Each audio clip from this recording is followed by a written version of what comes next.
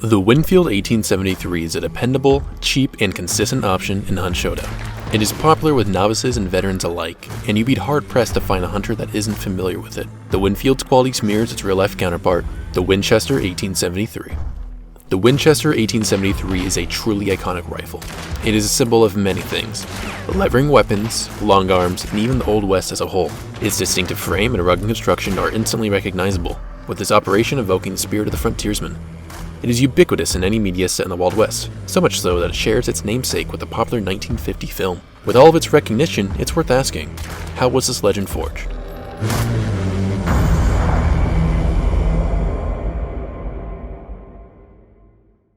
The Winchester's roots start with the 1848 volcanic repeating rifle. Developed by American mechanical engineer Walter Hunt, this revolutionary design introduced the tubular magazine and lever action repeating mechanism that would become synonymous with firearms from the era. However, this early implementation was primitive, and only a few were ever prototyped. Gunsmith Lewis Jennings would patent an improved version of Hunt's design with the Hunt Jennings in 1849, but it would take two legendary firearms designers to truly realize the weapon's potential: Horace Smith and Daniel B. Wesson. Smith had made several improvements to the rifle and its ammunition, most notably the addition of a primer charge to Hunt's rocket ball round and a copper case to hold the bullet, powder, and primer, and the case rim resulted in the .22 short cartridge. With the addition of new investors in 1855, including one Oliver Winchester, the newly dubbed Volcanic Repeating Arms Company would sell the titular rifle along with the similar Volcanic pistol. Despite the changes, the Volcanic firearms would see only limited sales. Its lackluster power and reliability simply outweighed the fire rate benefits. Unfortunately, the Volcanic Arms Company would fare little better than the weapons it sold. Smith and later Wesson would quickly depart and go on to form the renowned Smith & Wesson Revolver Company. After the Volcanic Arms bankruptcy, Winchester purchased the firm's assets in 1856, proceeding to restructure it as New Haven Arms Company. Here, Benjamin Henry would refine Smith's cartridge concept into the more reliable and importantly much more powerful 44 Henry cartridge. A redesigned rifle would follow suit, amounting to the Henry rifle in 1860. Now with stronger rounds and increased reliability, the rifle found much success in the Civil War. Although it was deployed in relatively small numbers, the weapon quickly found favor among Union troops and notoriety among their Confederate counterparts. Upon first encountering the rifle in battle, Confederate Colonel John Mosby would call it "that damned Yankee rifle that can be loaded on Sunday and fired all week." And really, with 16 rounds in the tube and a fire rate far exceeding any single-shot rifle, who could blame him? With this newfound success, Winchester would proceed to rename his company to the Winchester Repeating Arms Company. The Henry rifle's success did much to enrich Winchester, but there was still potential to be realized. An improvement to the basic design ensued with the similar Model 1866. The Swiss Army would show interest in the rifle, though political pressure would lead to them instead adopting the domestic Viterli Model 1867. Sales were strong nevertheless, with the bronze-brass alloy proving to make a cheap yet effective gun. It would be with the addition of a steel frame and the chambering of the more effective 4440 centerfire cartridge that a legend would be born: the illustrious Winchester 1873. The 1873's operation is indicative of the lever-action firearm. Rounds are inserted into a tubular magazine located below the barrel. Operating the lever on the weapon loads a round from the magazine into the chamber and lifts the hammer from the firing pin, priming it for fire. Pulling the trigger releases the hammer, firing the round. Operating the lever once more unloads a shell into the chamber and loads a new cartridge in, ready to fire once more. This operation may be repeated as long as there are rounds in the magazine, hence the common name for these rifles, repeater. This levering process can be done quite fast by an experienced shooter, represented in-game by the Winfield's higher rate of fire and the levering trait. The center-fire cartridge of the 1873 allowed for new and powerful rounds to be used, as opposed to the older rimfire cartridges. The 4440 was the first caliber available for the weapon and proved to be quite popular. Winchester would later introduce models chambered in 3840 and 3220, which would also become popular handgun cartridges. Having both the rifle and the pistol use the same round allows shooters to only worry about a single ammo pool. This proved to be quite the boon out in the West, where in the absence of sophisticated supply lines, supplies were not always guaranteed. Even though they fired the same rounds, the longer barrel length and tighter seal of the rifle permitted a more accurate and consistent shot over a handgun. Likewise, the Winfield shares the compact ammo pool with many pistols in-game, while offering more accuracy and a large magazine when compared to the handguns on offer.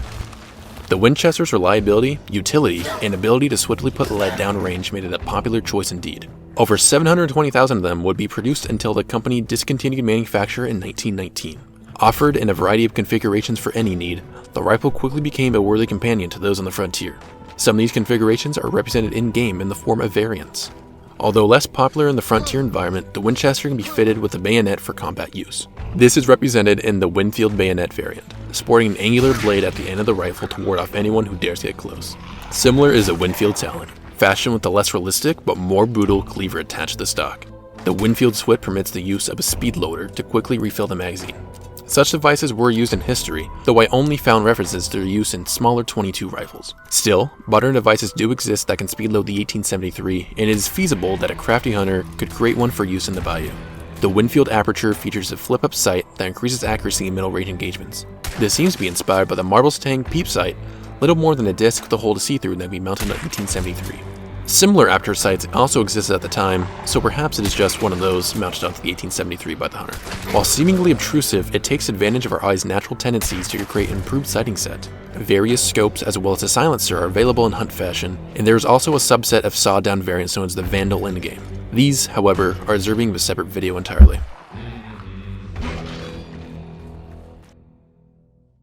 The 1873 and its variants proved to be an incredible hit, but even the best designs inevitably give way to the endless march of technological progress. Just 3 years after the release of the 1873, the model 1876 would be released, known colloquially as the Centennial model. Chambered for full-size rifle cartridges as opposed to handgun-sized rounds, the Centennial would be a favorite of hunters around the globe, seen here in the hands of one Teddy Roosevelt. It would be the model 1894 that would usurp its younger sibling, however. The 1894 was designed by fabled designer John Browning and ushered in the use of smokeless propellants among civilian shooters. It was the first sporting rifle to sell 1 million units, and by the end of its manufacture in 2006, over 7 million of them have been sold. The similar model 1895 was the first Winchester to incorporate a box magazine, a feature which allowed its adoption in some military settings. But by this time, the age of the repeater had neared its end. The simpler, more reliable bolt action had proved the darling of the world's militaries and militias alike. The sequential development of automatic weapons guaranteed a lever-action status as a design of the past. It had served its purpose well during its prime, but the old had finally found itself outclassed by the new. The lever action may have been eclipsed technologically, but no amount of autoloaders or straight pull bolts could ever hope to match its style. The quick flick of the lever and the recognizable silhouette of these rifles are reason enough to keep them around. This rings true even today, where modern cowboy action shooters have helped the 1873 re-enter production under Uvalde. Makes sense when you think about it, really. It is an enduring part of the American mythos and an inseparable component of the young nation's identity. Those sorts of things aren't easy to give up. The European knight may wield a longsword, and the Japanese samurai might get the katana. But the Americans and their gunslinger have the Winchester.